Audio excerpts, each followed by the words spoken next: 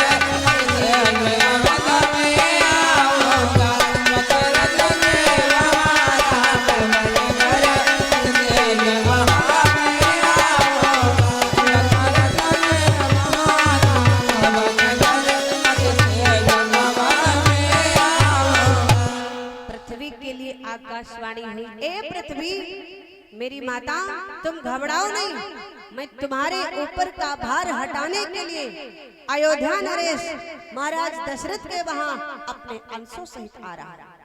जिस समय इतनी आकाशवाणी को सुना तो समस्त देवता भगवान शंकर से कहने लगे, एक बात बताओ महाराज, आपकी बात तो झूठ हो गई, आपकी बात तो झूठ हो गई। भोले बाबा ने कहा, हमारी बात काय को झूठ हो गई?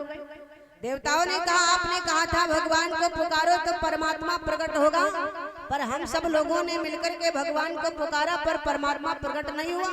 भोले बाबा ने कहा, हमें झूठा साबित कर रहे, अपनी गलती नहीं दे रहे। तो कहा, हमारी गलती क्या है? कहा, हमने क्या कहा था, हमने क्या कहा था, याद है कुछ? कहा, याद है, आपने कहा था भगवान को पुकारो परमात्मा प्रकट होगा। कहा, बस इतना ही कहा था? तो कहा, और क्या कहा था? तो कहा, सुनो, हमने कहा था प्रेम से भगवान को पुकारो, जहाँ पर प्रेम होगा वहाँ पर परमात्मा होगा, लेकिन यहाँ पर तो प्रेम है ही नहीं। ए भैया, जिस समय देवताओं ने भगवान को पुकारा था तो क्या देवताओं के अंदर प्रेम था? प्रेम था? नहीं था। वहाँ पर तो रावण का डर भरा हुआ था। ए भैया, वहाँ तो रावण का डर भरा हुआ था सबके हृदय में, और जहाँ पर रावण का डर भरा होगा हृदय में, अगर डर भरा है तो क्या कैसे प्रेम आ सकता है? भला बताओ, वाणी में प्रेम आ सकता है? हृदय में डर भरा हो तो वाणी में प्रेम आएगा? नहीं आ सकता। जब हृदय में प्रेम होगा तो वाणी में भी प्रेम होगा। लेकिन यहाँ पर हृदय में डर भरा है, किसका? रावण का। तो वाणी में प्रेम कहाँ से आवे? और भोले बाबा ने कहा था परमात्मा तो प्रेम से प्रकट होता है, लेकिन यहाँ पर प्रेम नहीं था, यहाँ पर तो रावण का डर भरा हुआ था। इसलिए भगवान नहीं आए, पर आकाशवाणी हो गई। देवताओं ने कहा, चलो ठीक है, आकाशवाणी हुई, अब कम से कम थोड़ा संतोष तो हुआ कि परमात्मा हमारे लिए आ रहा है, हम सबकी रक्षा करेगा। अब हम सबको चल करके पृथ्वी पर भगवान की राह देखनी चाहिए कि वो कितनी जल्दी आ रहे। ए भैया, इधर जिस समय रावण को ये वरदान मिल गया ब्रह्मा जी से, रावण ने मांग लिया ब्रह्मा जी से कि महाराज दशरथ के अंश से एक भी संतान न हो। ब्रह्मा जी ने वरदान दे दिया, जा ऐसा ही होगा। अब ये बात महाराज नारद बाबा को पता चली। नारद बाबा एक संत है, और संत का हृदय बड़ा कोमल होता है। संत का हृदय बड़ा कोमल होता, क्योंकि बाबा जी ने भी लिखा, संत हृदय नवनीत समाना, कहा कभी न पर कहीं नहीं जाना। ए भैया, संत का हृदय सफेद मक्खन के समान होता है, लेकिन फिर भी कवियों ने कहा संत का हृदय मक्खन के समान, फिर भी संत के हृदय की तुलना कवि लोग भी नहीं कर पाए। क्यों? आप जरा ध्यान दीजिएगा। जैसे मक्खन को आप उठाइए और अपनी हथेली पर रखिए, आपकी हथेली की गर्मी को पाकर के माखन पिघलता है, और संत का हृदय दूसरे के दुख को देख के ही पिघल जाता है। ए भैया, संत का हृदय बड़ा कोमल होता है। आज महाराज नारद बाबा को जब ये पता चला, नारद बाबा एक संत हैं, जब पता चला कि ब्रह्मा जी से रावण ऐसा वरदान ले गया है, तो महाराज नारद बाबा को चिंता हो गई। नारद बाबा ने सोचा कि चलो चल करके देखते हैं, पता ये बात महाराज दशरथ को मालूम है या नहीं मालूम है, और ना मालूम हो तो चल करके बता दे। तो नारद बाबा चल पड़े। आज जिस समय महाराज नारद बाबा चले हैं, पहुंच गए अयोध्या में, और जब अयोध्या में पहुंचे, महल के अंदर प्रवेश किया, तो महाराज दशरथ को देखा। भैया, महाराज दशरथ राज सिंहासन पर बैठे। उस समय महाराज दशरथ की आयु जरा ध्यान दीजिएगा। नारद बाबा ने जाकर के देखा, महाराज दशरथ की आयु 60,000 बरस के राजा,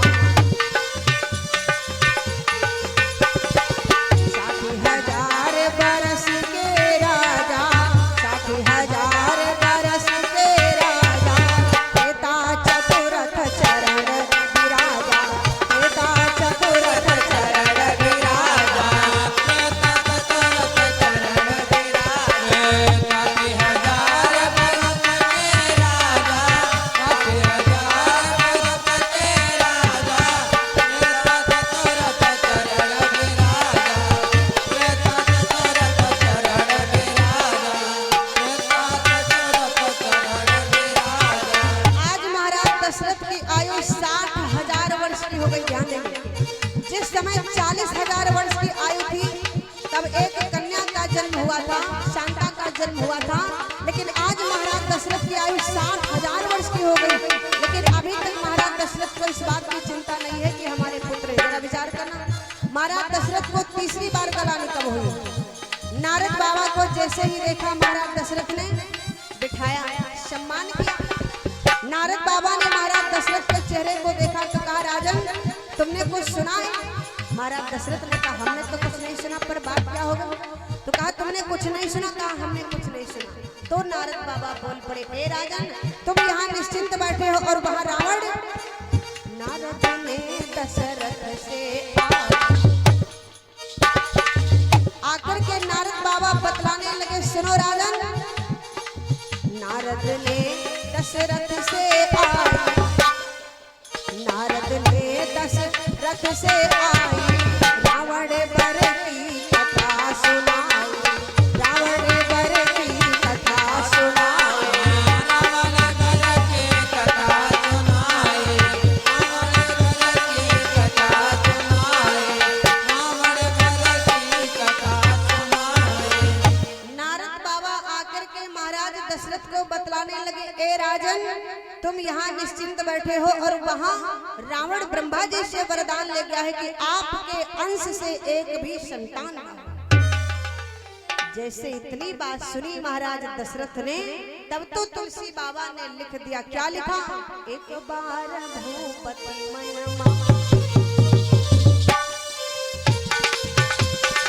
वो समय कौन सा था भैया? वो समय यही था। कौन सा? जब नारद बाबा ने आकर के रावण के वरदान की बात महाराज दशरथ को बताई, तो तुलसी बाबा ने लिख दिया। क्या लिखा? एक बार भूपति मन माही, एक बार भूपति मन माही, भई गलाने मोरे सुख नाही, भई गलाने मोरे सुख नाही, भई गलाने मोरे सुख नाही।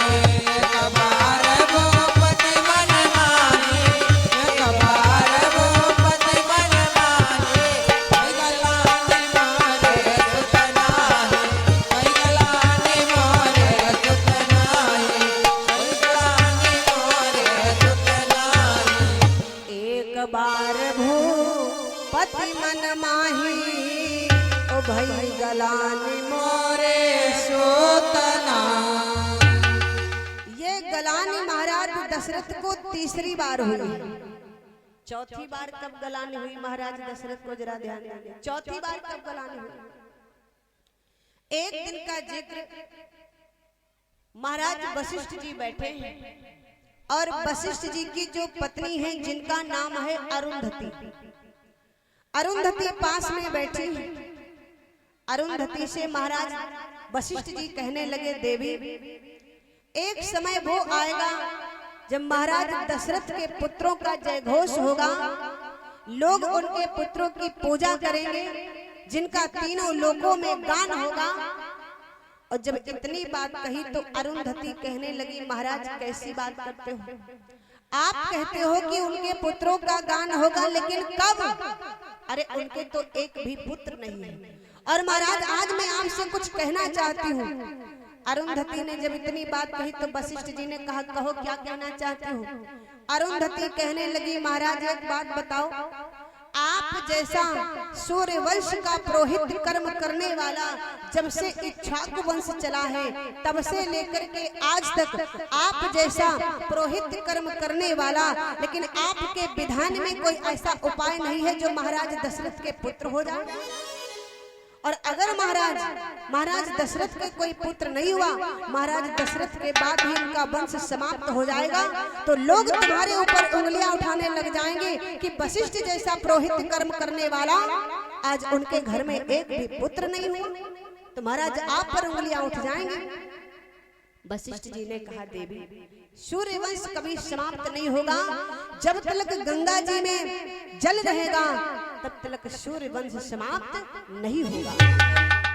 जब ये बात कह दी तो अरुंधति ने कहा, कैसे महाराज कैसे? ये बात आप बता नहीं रहे हो, कैसे? अरे उनके तो कोई पुत्र ही नहीं है, तो आगे वंश कैसे चलेगा? वशिष्ठ जी ने कहा, देवी बात ये है कि अभी तक राजा दशरथ के मन में पुत्र भावना ही नहीं जगी है। ध्यान दीजिएगा। वशिष्ठ जी ने कहा अरुंधति से, देवी अभी तक राजा दशरथ के मन में पुत्र भावना ही नहीं जगी है, तो एक बात बताओ पहले हमें। अरुंधति ने कहा, पूछो। कहा, ये बताओ प्यासा कुएं के पास जाता है या कुआं प्यासे के पास जाता है? अरुंधति ने कहा, महाराज प्यासा कुएं के पास जाता है पर कुआं प्यासे के पास नहीं जाता है। तो कहा, ये बताओ राजा दशरथ के पुत्र नहीं है तो राजा दशरथ को मेरे पास आना चाहिए या मुझे राजा दशरथ के पास जाना चाहिए? अरुंधति ने कहा, आना तो महाराज दशरथ को आपके पास चाहिए। तो कहा, देवी बस बात तो यही है कि अभी तक राजा दशरथ हमारे पास आए नहीं है। क्यों? क्योंकि उनके अंदर पुत्र भावना जगी ही नहीं है। और जिस दिन पुत्र भावना जाग जाएगी और अगर वो हमारे पास चले आए तो हम उनको ऐसा उपाय बतला देंगे कि उनके घर में पुत्र होगा, वंश समाप्त नहीं होगा। जब अरुंधति ने इतनी बात सुनी महाराज वशिष्ठ जी के द्वारा, तो कहने लगी, अगर ये बात है तो मैं आज ही जाकर के राजा दशरथ के मन में पुत्र भाव जगाती हूँ और महाराज वो कल ही आपके पास दौड़ते हुए आ जाएगा। वशिष्ठ जी ने कहा, ठीक है, जैसी तुम्हारी इच्छा। अरुंधति ने क्या किया, अपने पोते को गोद में लिया और पोते को गोद में लेकर के आज महाराज दशरथ के वहां पहुंच गए। जिस समय महाराज दशरथ के वहां पहुंची, महाराज दशरथ राज सिंहासन पर बैठे। जैसे ही अरुंधति को देखा, दौड़ करके गए और दौड़ करके जाकर के एकदम साष्टांग अरुंधति के चरणों पर लेट गए। अपना सर जो था अरुंधति के चरणों पर रख दिया, साष्टांग लेट गए, प्रणिपात कर गए। अरुंधति ने देखा मौका बढ़िया है, पोते को अपनी गोद में लिए। अरुंधति ने सोचा मौका बढ़िया है। उसी समय अरुंधति ने क्या किया, जरा विचार करना। अरुंधति ने क्या किया, अपने पोते को जो गोद में लिए हैं उसके अंगूठे को एकदम मसल दिया और जैसे अंगूठे को मसला तो उस पुत्र को दर्द हुई, पोते को दर्द हुआ तो वो एकदम चिल्लाने लगा। और जैसे ही चिल्लाने लगा, महाराज दशरथ तुरंत उठ करके खड़े हो गए, हाथ जोड़ के बोले, माताजी क्या बात है, ये आपका पोता क्यों रो गया है? अरुंधति ने कहा, राजन क्या बताएं, हमारा पोता ये तुम्हें देख करके रो गया है। तो कहा क्या हमारे दाढ़ी लगी है बड़ी बड़ी इसलिए ये डर गया है? तो कहा नहीं राजन, ये डरा नहीं है, बल्कि ये तुम्हारे आगे आने वाले भविष्य को देख करके रो गया है। राजा दशरथ ने कहा आने वाले भविष्य? मैं कुछ समझा नहीं।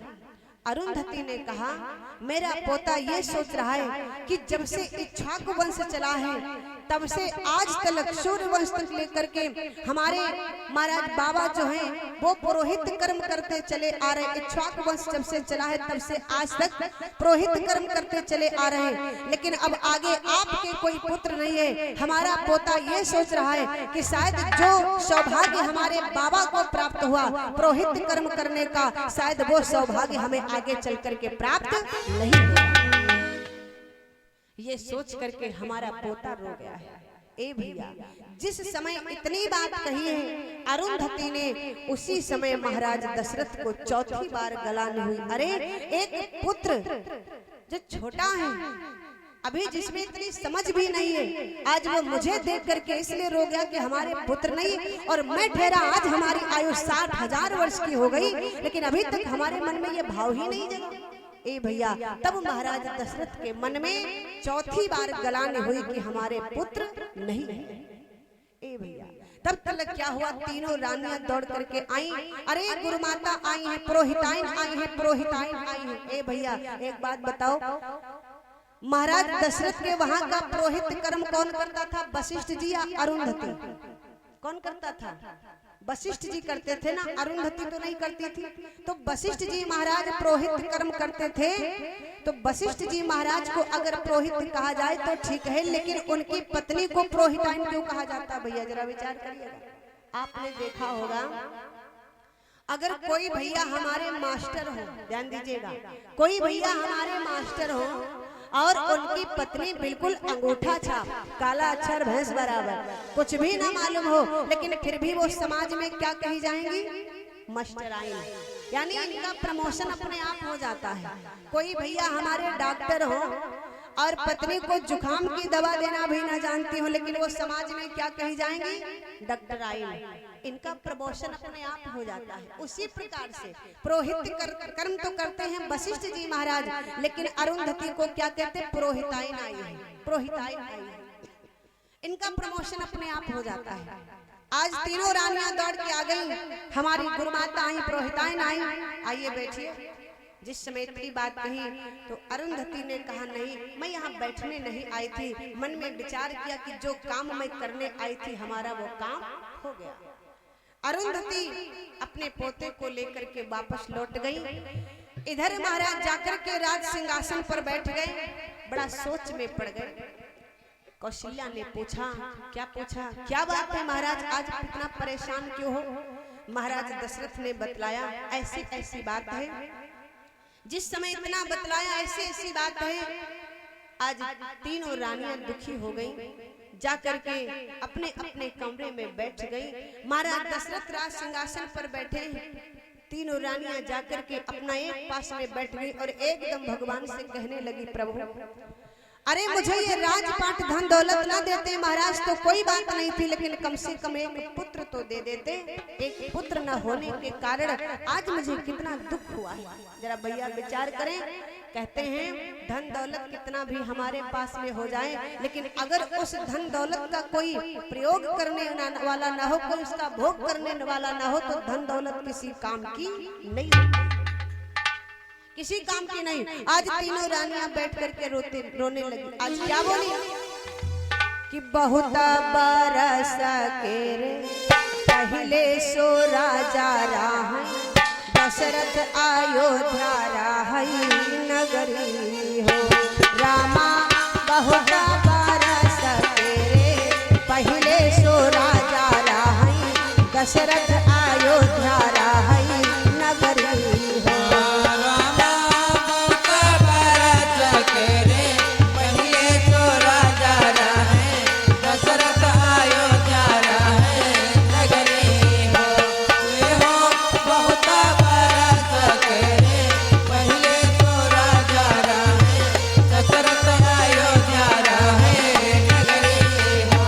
ऐसन भारी है राज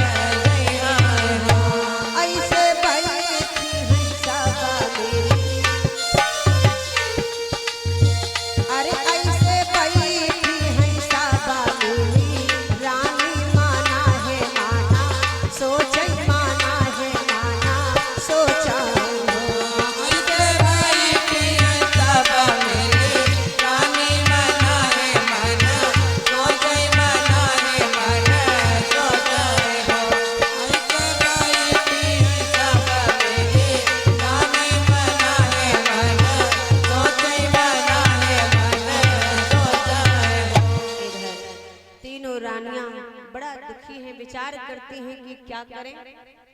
इधर क्या था, महाराज दशरथ राज सिंहासन पर बैठे विचार किया कि आज नहीं अब तो कल मैं अपने कुल गुरु वशिष्ठ जी महाराज के पास में जाऊंगा।